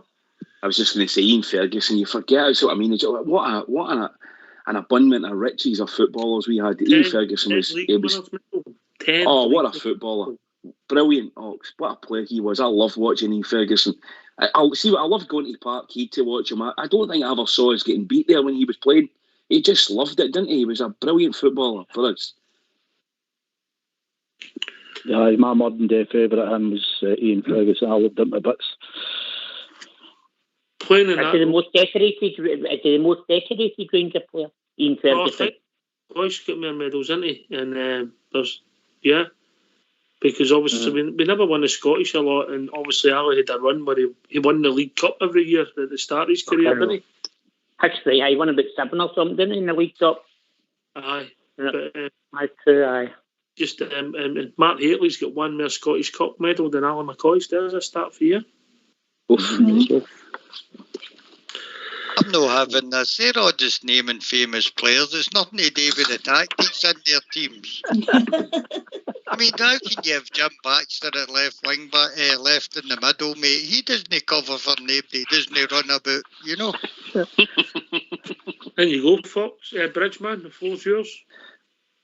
I'm not surprised he said that. No surprise. I would expect him to say something, but obviously he forgets what Baxter was. Simple as that.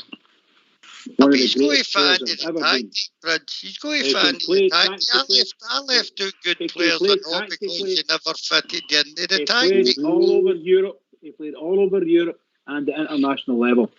Same position. Wonderful player. Great exponent of the game. I think there's going to be a fight here. I'm away now. I'm away back to my buttons here. And the Fox, we're only going for players we remember seeing. You've got to remember, we didn't really, me, Knox and Linda Matt didn't see Jimmy Baxter. We were too young. I'm surprised Michael John wasn't in Andy's team. He might have been when I've been drinking that vodka, by the way. But I get Fox's point. The 4-3-3. I don't know. I'll be honest. I don't know in the 4-3-3, in the modern 4-3-3. I don't know if Cooper gets in it. There you go. Yeah. Cooper was a drifter. He drifted in and out of the game a lot, Ox, didn't he? Of course, he was a lot of times Cooper was.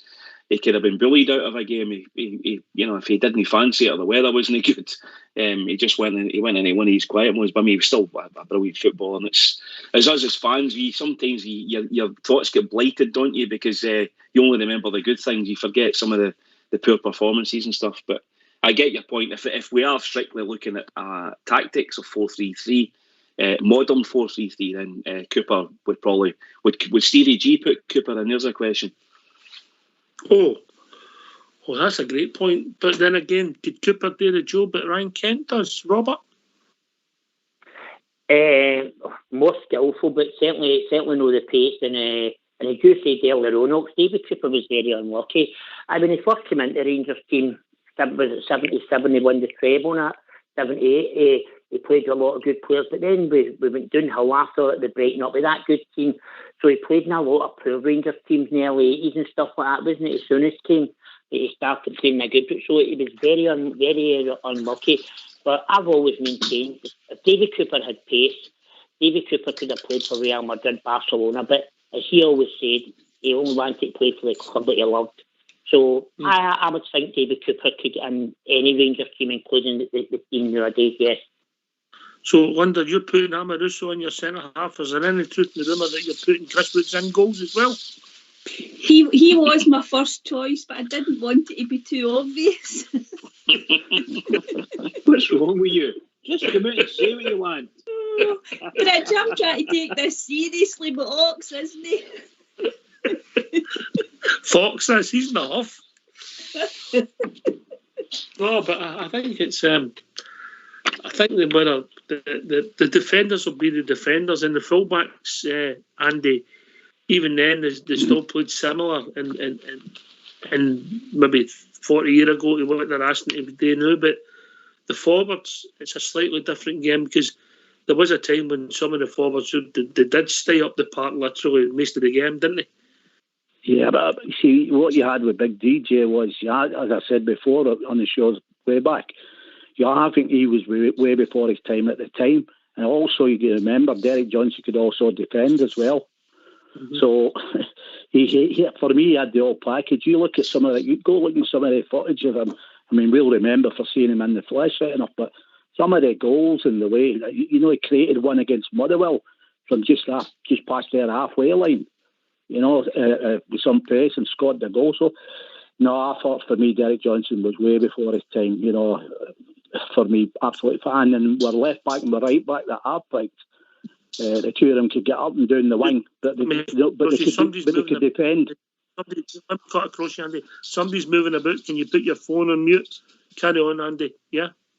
And my left back and my right back that I picked, they could get up forward, do what the modern days do now. But the big one for me is the two of them could defend and properly defend, So I think they would fit in, no problem. Sandy Jardine, again, he was another one way before his time. Fantastic engine on him. Brilliant up and down, scored some good goals. Actually started out as a striker, Sandy did right enough, but yeah. Was Sandy Jardine the hardest player we've ever had? Bridgman? No, I wouldn't say he was the hardest player. He played in multiple positions, and I think it was a way that they introduced a lot of the guys. Alec Miller played the centre forward when he was first introduced as well. So quite a few of them played up in the centre forward, inside forward area where it was quite busy. And we used to go and see the reserves every other Saturday at that time, and that's where you would see them. But that's the way it happened. Sandy Jardine, no, I didn't. I think he was a hard player. I think the hardest player I've ever seen is John Gregg. I think Sandy Jardine's skill in defending was the way he read the game, Andy. Yeah, he seemed to be that 1-2 steps ahead of everyone, didn't he? He's a fantastic player, absolutely fantastic. I was lucky to see a hell of a lot of Sandy Jardine. Got the kind of back end of David Smith, which I thought was an absolutely brilliant player as well. He was before his time. But Sandy Jardine, what a player. I mean, I still see him now striding up and down that wing, getting up, busting his lungs, popping in a few goals and getting back. As soon as he got the goal, he was back right in position. That's what I'd like to see my defenders doing now for the Rangers. But again, like we said, we're in this modern day football, aren't we now? With well, you know my opinion on that. But as I say, for Sandy Jardine, yeah, what an absolutely fine. He's another one that play in any era, you know. Lovely player, by the way. Absolutely lovely player, Sandy Jardine. Lovely. Ox. Yes, mate. I mean, talking about Sandy Jardine, a world-class right back. What a player. But you know what? I've just watched the greatest Rangers goal there in the Driver Cup final 1979 with David Cooper. But know a lot of people talk about Sandy Jardine's goal that day. Do you remember that? He ran for his own penalty box on the way up and scored a wonder goal. And everybody talks about David Cooper's goal, and quite rightly so. But Sandy Jardine scored a great goal that day as well. John McDonald's was the too shabby neither. That's right. John McDonald get the other one. That's right. Yes. But aye, listen, Jardine, top drawer. Obviously went to the Hearts at the end and maybe showed us Jaffa how good a player he was when he moved into centre back, and he sort of played as, if you like, an old fashioned sweeper, and nearly took Hearts to the league title. You're on mute, Jaffa. Aye, Bridge, you can come in with that, Bridge. Oh, Jaffa's with us. Yes, indeed. Oh, sorry, go on you go, Bridge, and then Jaffa can come in. No, I think we've said that with Sandy Jardine, he played multiple positions for Rangers, including when he moved to Hearts, he played in a different position again. He played centre half or sweeper, as they say. It suited him fine. Lots of pace and lots of skill running the ball, for sure. I think he was a wonderful player, and he could have played for any team, you know. I believe sincerely he could have played for any team and have done a job for him. Fantastic player. Mm-hmm. World class for me. Brilliant. Here's a question for you, London, and I don't know if he'd get in your team because you maybe never fitted the mould. He maybe not done it for us, but one of our most famous players and most gifted players maybe to pull on our jersey, Claudia Caniggia. Aye, that's right. He came. Was it Dundee? He came to us from. He played under Alex McLeish and would have been part of the first helicopter Sunday one when we won it in 2003. Yeah, yes. I think we obviously didn't get him at the peak of his career, but I thought he was a terrific player for us, Ox. Yeah, and he fitted into the McLeish system really well. He still had a good wee bit of pace about him, and he could finish. Aye, but it's interesting. Right, here's a question for you, Zen, and right, and I'm just trying to put the cat amongst the pigeons here, but I'll go to Robert Weatherall first. Sandy Jardine a more athletic fullback than Gary Stevens? He was a better player, and I love Gary Stevens, one of my favourites. Sandy was certainly a better player because he was world class. Gary Stevens wasn't quite world class, although he was brilliant. Was he more athletic? Well, that's a right hard one, but I'll go for Sandy Jardine all day. I would say Sandy Jardine was, yes, more athletic. All right, okay.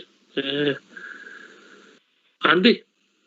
Yeah, I'll go with my mucker Robert there, definitely. For me, Sandy Jardine all day long. Right. By the way, the Rangers ladies are 6-1 up now. All right, 6-1. Brilliant. That was quick. Aye. Gary Stevens. Better player, Jaffa. Oh, I loved watching Gary Stevens, just like Robert said. I loved him. Never saw Sandy Jardine in the flesh. I was a kid when Sandy was in Ibrox at the time, but I love Sandy Jardine as well. I'd probably go with Robert on that one. I think Sandy Jardine was probably moderately more athletic, although Gary Stevens was didn't half get up and down that wing. It's just different people say it different. I mean, I thought he was a fabulous player. I'm still can't believe it. Johnston's known more times, Linda, Derek Johnson, but we'll see what other people think, you know. Yeah. Ox, the other person you were talking about fitting into that forward line in the modern sort of these wide men. Neil McCann was somebody that I had thought about having in with Laudrup and McCoist. I think Neil McCann would fit into a Gerrard team today. He looks as if he could still play. He does, aye. He's still changed a bit. Robert? Yes. Neil McCann, obviously, he'll be always in my folklore. Would they be top of the tree for us? Maybe not. They wouldn't get in, wouldn't go in my bench, but we'll never forget 99 Wolves 2 goals down the road. A brilliant wee player, great wee wingers. I bet Tommy McLean, some of his crossing was sensational, wasn't it? You remember the cup final when we won 3-2? Remember that game? I remember a game at Ibrox, he put it right on the money for Ronald de Boer in a 3-2 victory against them. Some of his crossing was sensational. I didn't realise, I think it was yourself a few weeks ago, I didn't realise the amount of times Neil McCann was actually a sub for Rangers. I thought he maybe started more games than he did, but he was on the bench quite a lot. Am I not right in saying that? I'll check that out again. I think I did have that stat. It was quite surprising. I'll give you it again, Robert. But I think what you've got to remember was he was brought in, with Kanchelskis and Amato and the guys that was playing. Rod Wallace, and he's had to get in the team first and foremost. But he made a successful career. Let me just check. The way he talks about the Rangers is I love watching them on Rangers TV. In fact, out of all these guys, the ex-football players, out them all, I think Neil McCann's by far the best. See, you listen to him, he talks so much sense, and he's a credit to Rangers Football Club when you hear him add on that BBC rotten lot of it in Rangers TV. I think he's absolutely fantastic to listen to him. He's a credit.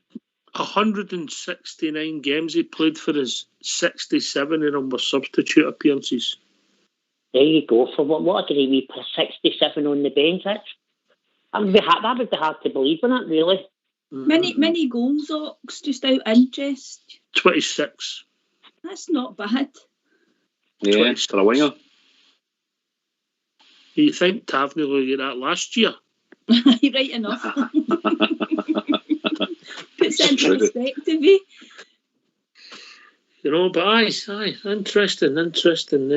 But Fox, no room for Dave Smith in your team, mate. Are you with us, mate?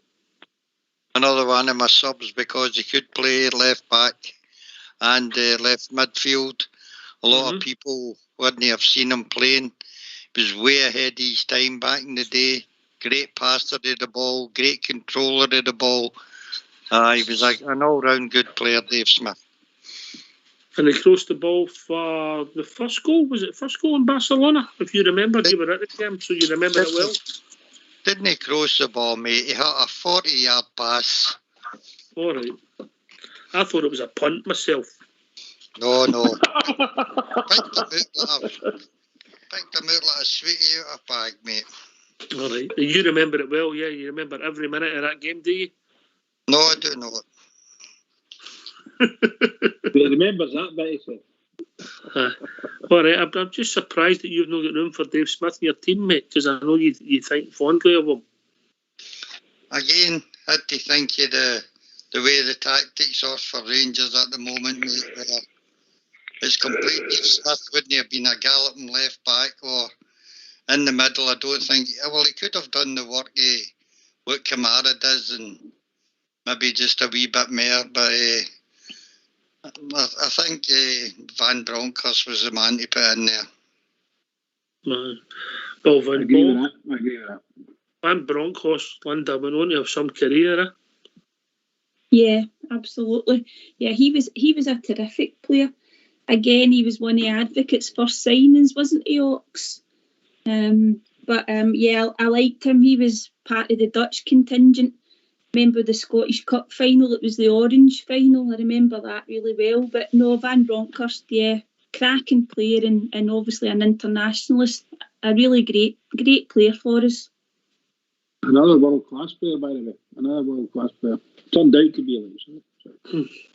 I'll be honest with you, Bridge, it's only my opinion, and obviously, I'm always right, but I don't know if it would be world-class. When you're talking about guys like Messi and all that, I think what you've got with guys like that, they're just that level below, but top draw. Jaffa? I know what you mean, Ox. It's like guys like Baresi and stuff like that, and Maldini, who were, just unbelievable. Stop it, please. I know. Just the purest of football. Incredibly fabulous player in the whole world. I'm surprised Linda's not get Maldini in the Rangers team just for the poster. And no even Baresi. I can't believe it.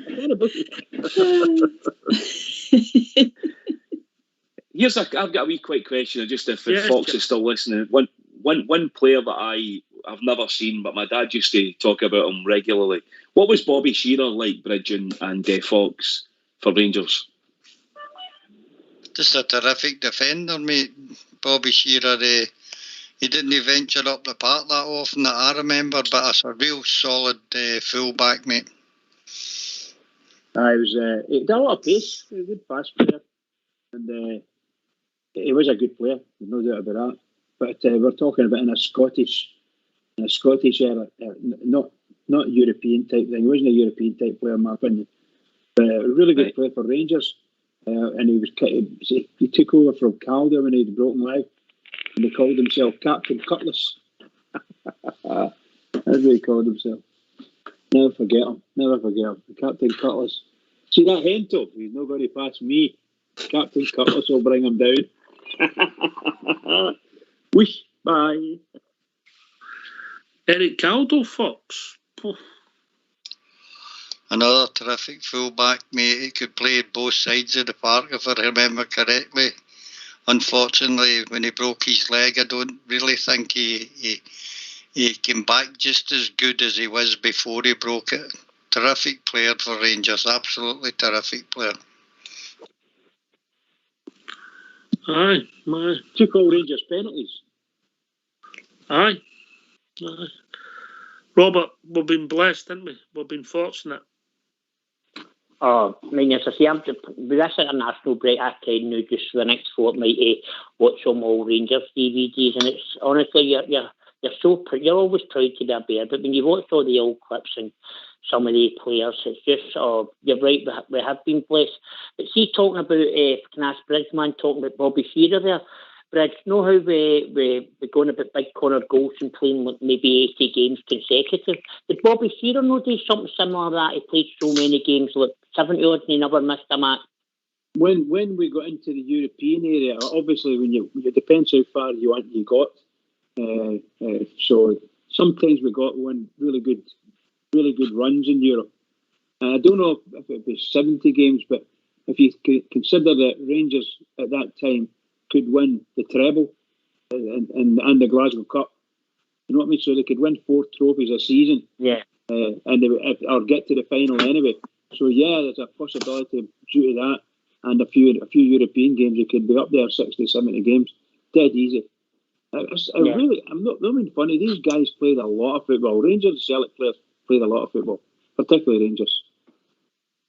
Yeah. He played. I'm trying to think back. He played every game. 58, 59. No, sorry, correction. He game 56, 57, 61, 60, 58, 59. 61, 62, 62, 63, he took part in every league game. And when you put it in, it was ways from 55 to 65. Yeah, he only played 46 European ties. I mean, you think of what Connor Goldson's done already. They're quite incredible. But see that era we're speaking about. Who's cracking the cans? Go on mute. Sorry, Brad. What did you say? Who's cracking the cans? Linda, stop cracking the cans. Go on mute. I was going to say that... Not guilty. Remember that during that time in some of the cup runs, there was Rangers played Celtic a number of times. At each game, it seemed like each game was a draw. So for the Glasgow Cup, it was a draw and they had to play again. For the League Cup, it was a draw and they had to play again. So there was a lot of repeats in among that sort of 10-year period as well. And that's why they're a big build-up of games, for sure.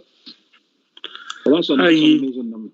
You played a lot of games in the League Cup there back then because of the sections that were played at the start of the season, Andy. Yeah, and also there was a lot of them that were two-legged affairs as well. We hate to get through the section, and then like, you know, I mind we played the Filth one Saturday. I think we got beat at Ibrox 2-0. We went up there, and the following week and beat them 3-1. I used to love the Glasgow Cup. You used to get some massive crowds for that, like, you know. Great times, right enough. I mean, it's like Roberts just said there, like watching the old Rangers. So when you put them on, there was, you know, like they say, there's a way of playing these days. You could always tell the Rangers and the way they come at you when they were on, and it makes the hair stand up in the back of your neck right enough. It's brilliant right enough. I mean, I loved them. Harry, we had a lot of bad times. We watched them do the 9 and all that right enough, but it's just a shame we couldn't get the team to knit together to win the league, because we had some smashing players in that era. You know, I wouldn't swap for the world. I'd take every one of them and put them in this modern era now. You know, they all understood what it was, and the will to win. You know, even when we were getting bad days, they still never stopped trying. You know, with the modern day, like, well, couple down, we'll not try, or blah blah blah. But no, I take them. I'm glad I was born in that era. And I liked you know, when my dad told me, you know, for Woodburn and all them, and through the 60s, like Fox and Bridge have got there, and I'd love to have been around seeing that as well, but I wouldn't swap. You know, absolutely fantastic players we've had for the Rangers. You know, I'm just proud to be a Bear like we all are, and hopefully this is a new era that's coming, and we're going to start making records, coming, bringing trophies back that we've been used to. I think that's a good point you make. I think that's a good point you make, Linda. And sometimes you don't become a legend till you leave or you finish up. Yeah, people don't realise, you know. Yeah, I know. And as you said before, what means legendary status as well? You know, it's different in certain fans' eyes. I just wondered, apart from McGregor, who out of the current squad would come nearest to getting into any kind of greatest Rangers 11? Is there anybody? Maybe Stephen Davis? I think the Stephen Davis first time run could maybe get into a squad. Where he get in the team? That's a big call, Jaffa. I did have him. I probably would, Ox. He's been one of the best midfielders that I've seen. And as you say, I was taking into account both the first time round Stephen Davis and joining the two of them together. You know, as an all-time Ranger, I think his career's been brilliant. I think he would get in my team anyway. I think Stephen Davis is a brilliant footballer, and I think Sunday coming on just epitomised that, really. You know, his performance on Sunday, the 15-20 minutes that he was on, was brilliant. Right into the game, up the level, and he got us over the line. You need to be Can I just come in there, Ox? Yes, mate. Because of the system, we had to leave. Well, I thought I had to leave out great players like Wally Henderson and Davy Wilson and Bud Johnson, etc., who were all terrific wingers. But in the 4-3-3 system, it's not really wingers that play up front, is it? No, but what about the goals Davy Wilson scored as a winger? Aye, I know, but I'm just saying, you know. Only I had Davy Cooper on my side because we needed a free kick specialist, mate, and that's how we got into my team. All right, fair shout. Dead ball specialist. Oh. And another thing people need to remember was the parts back then, mate. I mean, if you were a standout back then, mate, you were a good player because they were playing in mud heaps 90% of the time, you know. Aye, that's true. I think Robert, bowling greens with light balls, the game has changed, Robert, eh? Oh, definitely. But just answering folks here, folks are still playing in mud heaps, not too far away from the East End of Glasgow. There's a mud heap. Aye, well said, Robert. No, I mean, but yep, no, carry on, Robert. No, I'm just saying, Fox is right. You've got to remember the state of some of the pitches way back then, and some of the skills you got. I feel like, say, Willie Johnson and David Cooper and Davy Wilson and all that. So credit to them. You know what I mean? The way some of the balls that the old balls that they used to have to kick. You know what I mean? So credit to them. Well, boys and girls, that's that tour's finished, and it's over to Jaffa. Flowing in, Ox. Absolutely flowing in. What a great chat. Brilliant. Talking about the thing that we all love, the famous Glasgow Rangers. Brilliant. Yeah. Linda? Oh yeah, just flew in those 2 hours, absolutely. Really enjoyed it, Ox. Great chat, as Jaffa said, and picking that 11 wasn't easy when you consider some of the brilliant players that we've had, but thoroughly enjoyed it. Are you getting your team on a t-shirt for your store? I've already got it ordered. Right, it's over to the bridge. Well, what can I say? Once again, I'll repeat what everybody else said. Fabulous night, wonderful atmosphere, and everything was really good. A lot of people get involved and get absorbed in the conversations about the old Rangers, the ones that they knew. And this is what it's like, and that's what happens. It's just fabulous. Thank you very much for that. Can I just say well done to my colleagues who were on the panel there. Thank you very much for assisting me, or me assisting you, whichever the case may be. But seriously, to all the Rangers fans all over the world, particularly Rangers fans on here, Rangers Radio, every single one is, be grateful. We're still Bears. Be grateful.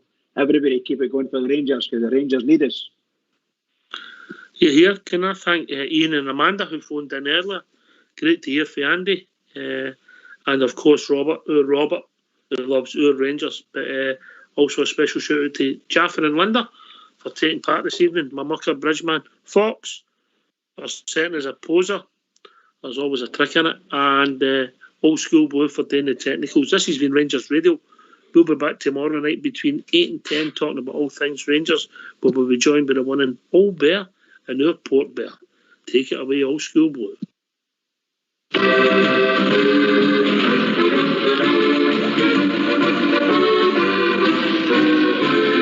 Every other centre is my off day off, and it's off to the match I go.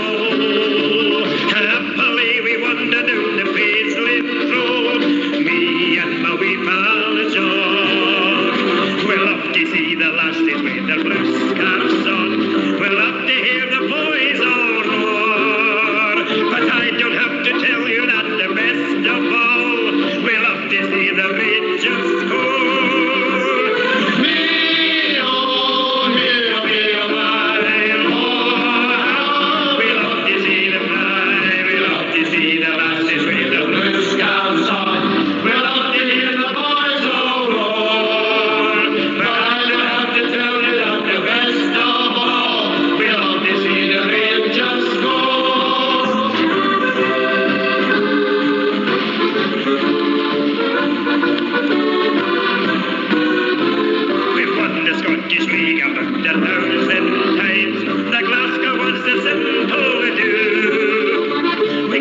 Exhibitions in the Scottish Cup, we gave a Wembley whistle to do. And when the Rangers win the European Cup, as we've done with everyone before, we'll gather round at Ibrox Park 100,000 strong and give the boys the Ibrox roar.